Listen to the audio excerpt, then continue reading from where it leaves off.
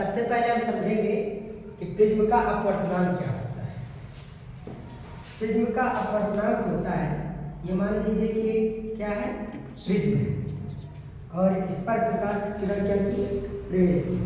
तो जब कोई प्रकाश किरण किसी प्रिज्म में प्रवेश करती है तो अभिलंब की ओर झुक जाती है। इसको वास्तव में आगे की ओर जाना चाहिए, लेकिन क्या होती है, अभिलंब की ओर झुक जाती है और पुनः जब निर्गत होती है तो अभिलंब से दूर चली जाती है। इस घटना को प्रिज्म का अपवर्तनांक कहते हैं। क्या कहते हैं? प्रिज्म का अपवर्तनांक कहते हैं। अब हम आपतित किरण को आगे की ओर बढ़ाएंगे और इस वाले आपतित किरण को पीछे की ओर बढ़ाएंगे। तो यहाँ पर हमारा विचलन को क्या बनेगा, डेल्टा बनेगा। क्या बनेगा? डेल्टा बनेगा। और यहाँ से हमें अभिलंब डालेंगे और यहाँ से भी क्या करेंगे, अभिलंब डालेंगे कि ये हमारा बिंदु हो जाएगा एक। ठीक इसी भांति पर ये पूरा चित्र बना हुआ है।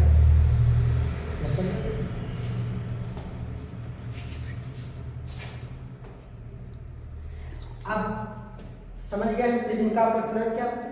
जब कोई प्रकाश किरण प्रिज्म में प्रवेश करती है तो अभिलंब की ओर झुक जाती है और जब निर्गत होती है तो अभिलंब से दूर चली जाती है। इस घटना को प्रिज्म का अपवर्तनांक कहते हैं।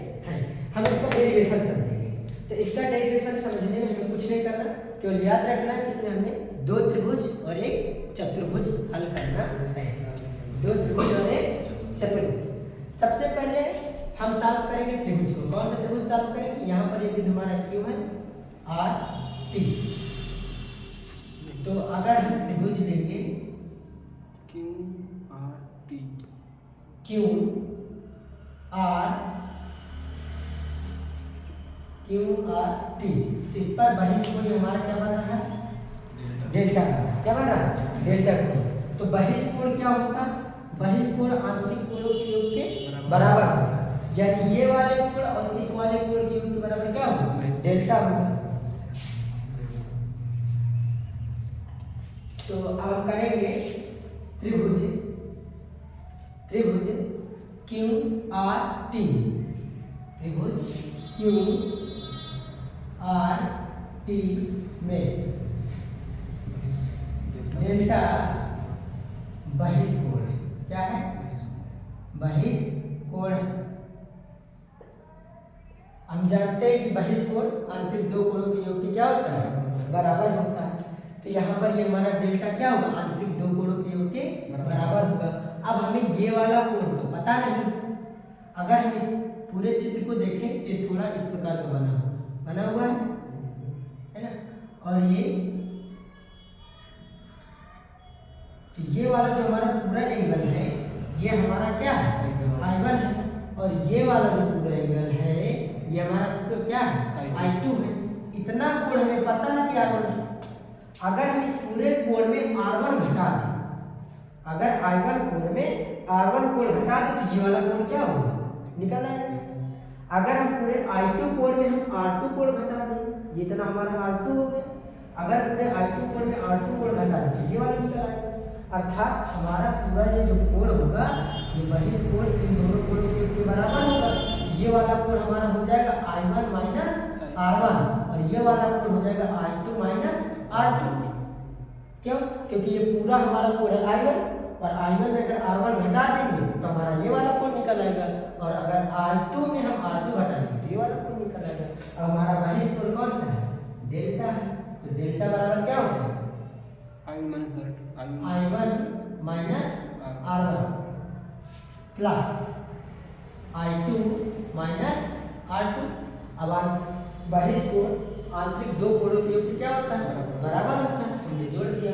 इसके बाद डेल्टा बराबर I वाले एक तरफ कर लेंगे तो I1 plus I2 minus R1 minus R2। तो डेल्टा बराबर I1 प्लस I2 और यहाँ से काटेंगे माइनस कॉमन तो क्या हो जाएगा, R1 और माइनस माइनस प्लस R2। इसको हम क्या मान लें, क्वेश्चन नंबर फर्स्ट, समीकरण नंबर 1। अब पुनः क्या करना है, अब एक चतुर्भुज क्या करना है, चतुर्भुज। तो हम ये वाला पूरा चतुर्भुज लेंगे।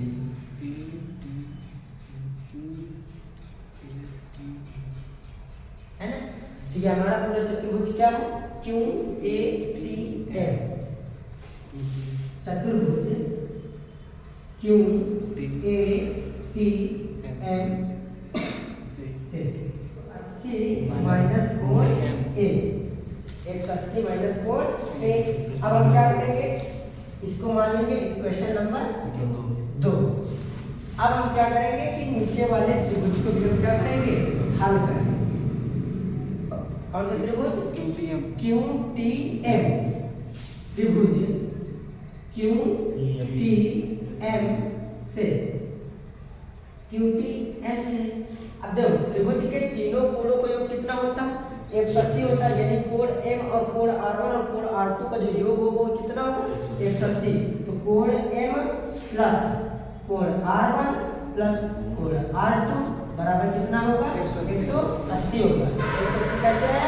त्रिभुज के तीनों कोणों का योग 180 होता है। अब यहाँ से हम क्या करेंगे? कोण m का मान रख देंगे समीकरण 2 से, मान रख देंगे समीकरण 2 से। समीकरण 2 में हमने निकाला था m का मान, तो कोण m का मान रख देंगे m की जगह, तो कोण m की जगह रखेंगे 180 माइनस कोण a प्लस कोण r1 प्लस कोण r2 बराबर 180। 180 से 180 खत्म, माइनस का कोण a उधर भेजो तो r1 प्लस r2 बराबर क्या हो जाएगा? 1। क्या हो जाएगा? r1 प्लस r2 बराबर 1। सर कोड लगा दीजिए। हो गया है हमारा क्वेश्चन नंबर 3। अब a का मान r1 प्लस r2 बराबर a है, r1 प्लस r2 जो क्या रख देंगे? a रख देंगे। Question number 1, question number 2। समीकरण 1 में 3 से क्या करेंगे? मान रखेंगे। किससे करेंगे? समीकरण 1 से। समीकरण 1 में क्या है? डेल्टा बराबर I1 plus I2 minus R1 plus R2। तो R1 प्लस R2 बराबर हमने क्या निकाला? A निकाला है। तो R1 प्लस R2 जो क्या रख देंगे? A रख देंगे। तो माइनस R1 प्लस R2 जो क्या रख देंगे? A रख देंगे। तो डेल्टा बराबर हो गया हमारा I1 plus I2 minus 4A। अब हम क्या निकालेंगे? इसका विचलन कोण।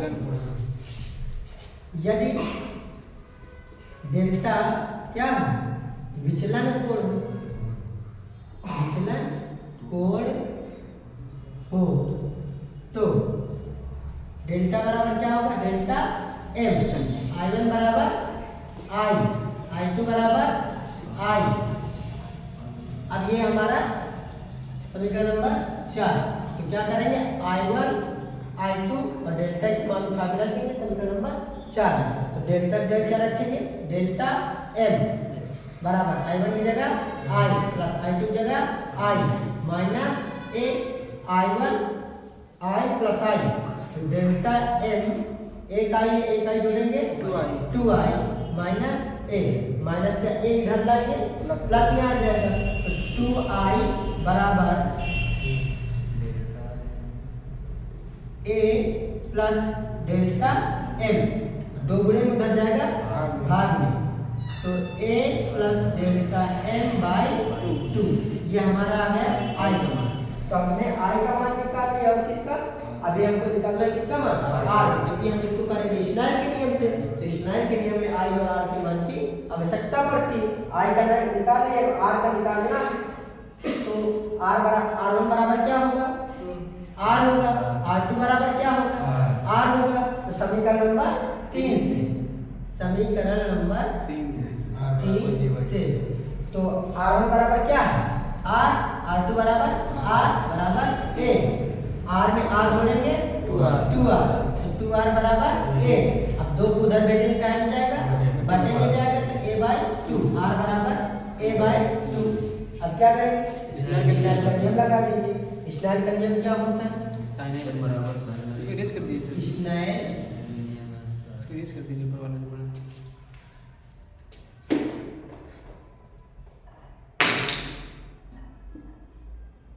स्नेल के नियम से। अब स्नेल का नियम क्या होता है? n बराबर साइन i बटे किन्हीं दो माध्यमों के बीच आपतन कोण कीजिए sin i तथा परावर्तन कोण कीजिए sin r के अनुपात का एक नियतांक होता है। n बराबर sin i अब i का मान रख देंगे तो i बराबर क्या है, i बराबर a plus delta m by 2। तो i की जगह रख देंगे a plus delta m by 2 upon sign r r का मान क्या है a बाई 2। तो क्या रखेंगे a बाई 2। अतः n बराबर क्या हो जाएगा sine a plus delta m by 2 upon sine a by 2। ये होता हमारे पृथ्वी के अपवर्तन का सुनियोजन। तो एक बार फिर से समझेंगे पृथ्वी का अपवर्तन क्या होता है। जब कोई प्रकाश किरण पृथ्वी में प्रवेश करती है तो अवलंब की ओर झुक जाती है और जब निर्गत होती है तो अवलंब से दूर चली जाती है। इस घटना को क्या कहते हैं, पृथ्वी का अपवर्तनांक कहते हैं। और इसका व्यंजक करने के लिए हमने क्या किया कि आपतित किरणों को पीछे की ओर बढ़ा दिया तो आकर के बिंदु R पर मिले आते, और जब बिंदु R पर मिले तो बहिष्कोण बन गया हमारा डेल्टा। क्या बन गया डेल्टा, और अभिलंब डाल दिए और बिंदु M पर हमारे अभिलंब मिल गए। आपतित किरण के साथ हमारा पहली आपतित किरण के साथ पहला आपतन कोण I1 हो गया, दूसरी आपतित किरण के साथ दूसरा आपतन कोण I2 हो गया। पहली परावर्तित किरण के साथ परावर्तन कोण R1 हो गया और दूसरी परावर्तित किरण के साथ परावर्तन कोण R2 हो गया। तो पहले हमने क्या किया, एक त्रिभुज साध किया, वो था त्रिभुज हमारा ये वाला। ठीक, इस त्रिभुज के लिए हमने क्या निकाला QRT, त्रिभुज QRT में, और ये हमारा जो एंगल बन रहा है ये हमारा क्या बन रहा है बहिष्कोण, डेल्टा बहिष्कोण है। अब बहिष्कोण क्या होता है, अंतिम दो कोणों के योग के बराबर होता है। तो डेल्टा बराबर I1, अगर हम पूरे I1 में अगर R1 घटा देंगे तो ये वाला एंगल हमें मिल जाएगा। तो I1 में हमने R1 घटा दिया, प्लस दूसरा कोण निकालने के लिए हमने I2 में R2 घटा दिया, ये वाला मिल जाएगा। तो बहिष्कोण अन्य दो कोणों के योग के क्या हो गया बराबर हो गया। इसके बाद हमने I वाले एंगल एक तरफ कर दिया, I1 plus I2 minus R1 minus R2। यहाँ से हमने किया माइनस कॉमन, तो माइनस माइनस हो गया plus, I1 plus I2 minus R1 plus R2। इसके बाद हमने समांतर चतुर्भुज ले लिया, कौन सा QATM, पूरे चतुर्भुज को लिया। तो इसके बाद इसके जो सम्मुख कोण थे ये, तो सम्मुख कोण थे चतुर्भुज के चारों कोणों का योग कितना होता है 360 होता है। तो दो कोणों का योग कितना होगा 180 होगा। तो कोण M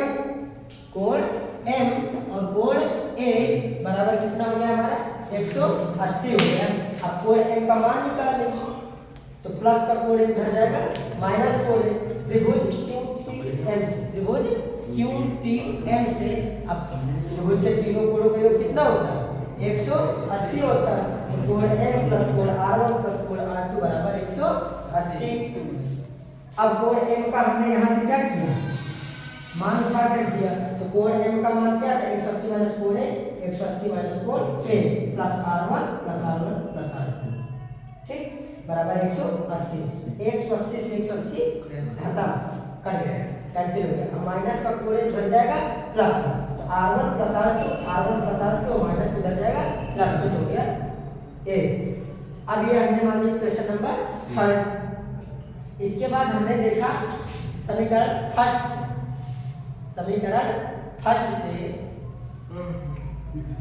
डेल्टा बराबर I1 plus I2 minus R1 plus R2 बराबर क्या दिया A, तो R1 प्लस R2 की जगह पर क्या रख देंगे A, तो हमने R1 प्लस R2 की जगह क्या रख दिया A रख दिया, ठीक है।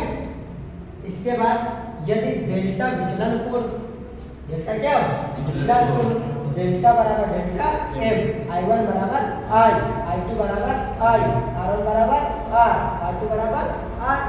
इन मानों को उठा के हमने सबसे पहले कहाँ रखा समीकरण 4 में। तो डेल्टा M बराबर I1 की जगह I, I2 की जगह I, माइनस कोण A, डेल्टा M बराबर एक आई में एक आई जोड़ेंगे 2i माइनस a 2i बराबर माइनस का a इधर आएगा प्लस में तो a प्लस डेल्टा m 2 चला जाएगा उधर बटे में तो i बराबर a plus delta m by 2। ये हमने i का मान निकाल लिया। अब हमें आवश्यकता है r के मान, तो r का मान हम कहाँ से निकाल सकते हैं, यहाँ से।